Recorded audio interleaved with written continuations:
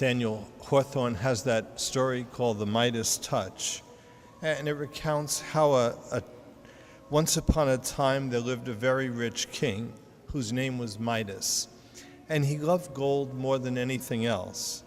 One day King Midas was in his treasure room counting his gold, but he was not satisfied. He said, "I wish that everything I touch would turn to gold." His wish was granted. Everything that King Midas touched turned to gold, including his granddaughter. The king became miserable. What he thought would make him happy had brought misery to him, and he asked that the curse be reversed, and he promised to give up all his gold. They say sometimes the only thing worse than not getting what you want is getting what you want. We say, now, that Midas touch story has a little analogy in the Old Testament and the New Testament. In the Old Testament, it's like evil was contagious. Original sin had been contracted by Adam, and it was passed on to everyone from Adam, all of his children. Original sin is passed on. It was contagious, like sin and death. The sin of Adam and Eve had infected all of humanity, and there was no remedy for these plagues of sin, sickness, suffering, and death. Obviously, the touch of evil had the upper hand. It was the momentum of Eden. Part of Judaic law was if you touch a corpse, you became unclean. And also, like in that gospel, the healing of the woman with the hemorrhage, if you touched a woman, you became unclean. So the two stories in the gospel would, for the Jewish mind, if anybody touched either the corpse or the woman with the hemorrhage, they would become unclean. These people had been cut off from society. The woman was so desperate that she touches our Lord.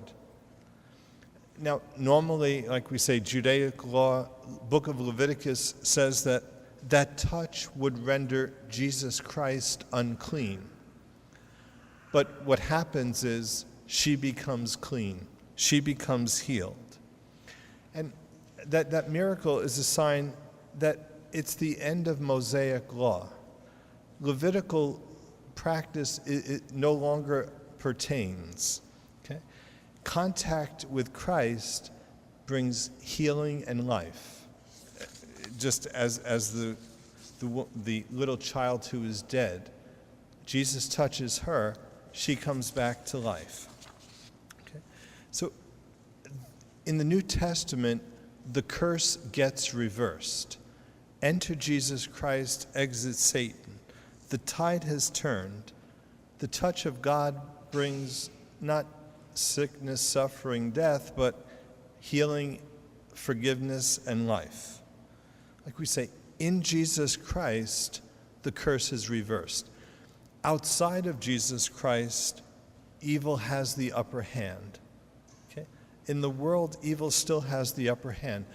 But in Jesus Christ, in the church, we can receive mercy and grace and that healing touch. Maybe one other story that might illustrate it is it's that incomprehensible story of the man who is traveling through the wilderness, and all the water that he came upon was stagnant.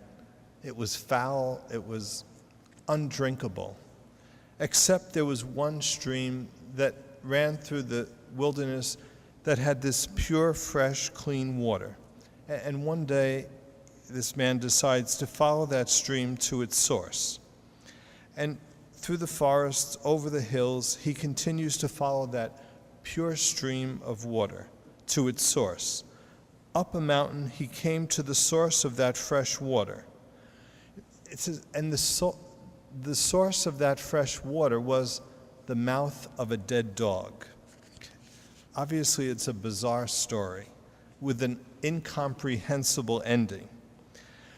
But the resolution is that it is more comprehensible that pure fresh water would flow from the mouth of a dog than that mercy and grace would flow from the hands of a priest in the church.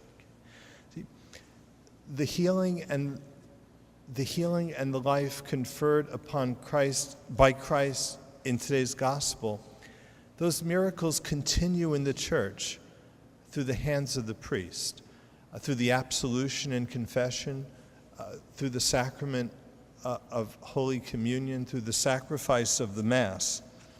Mercy and grace flow through the hands of a priest. And like we said, it's more comprehensible that fresh water would flow from the mouth of a dead dog than that mercy and grace would flow from the hands of a priest.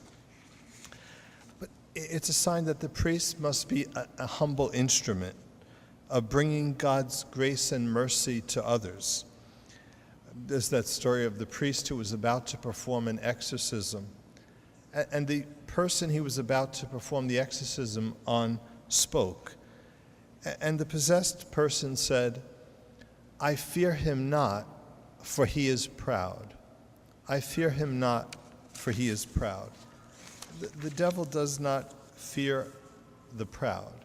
He only fears the humble. Like we say, St. Joseph is called the terror of demons because of his humility. And so, like we say, it's more comprehensible that water would flow from the mouth of a dead dog than that mercy and grace would flow from the hands of a priest. The curé of Ars has this quote. He says, if a house were full of gold, but there was no one who could unlock the door, of what use would it be? Well, and he's using this analogy to say that the hands of a priest are the key that opens the doors to the treasures of God's mercy and grace. Like there's a traditional devotion to the hands of a priest. After ordination, people kiss the hands of the priest because, like we say, it brings the touch of Christ, the healing mercy and grace of Christ into the world. The forces of evil would rather bring one priest to disgrace than 1,000 lay people. It would be more advantageous to the interest of evil to bring one priest to disgrace than 1,000 other lay people. Like they say, Satanists are fasting for the capitulation of priests and religious. We should at least imitate their zeal by our prayers, by our coming to the sacraments, by our reception of the mercy and grace. Who of us doesn't need healing and resurrection? It's the touch of the priest, it's the touch of Christ in the church that confers that mercy and grace to us.